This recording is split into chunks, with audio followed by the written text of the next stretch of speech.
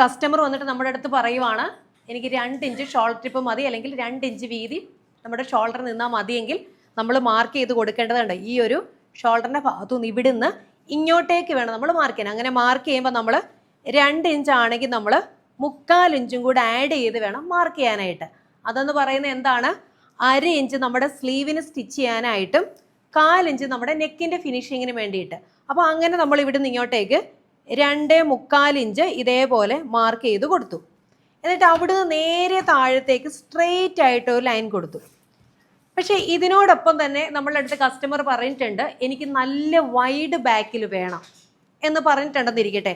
അപ്പോൾ ആ സാഹചര്യത്തിൽ നമുക്ക് എങ്ങനെ ചെയ്യും? ഇപ്പം നെക്ക് ലെങ്ത് എത്രയാണ്?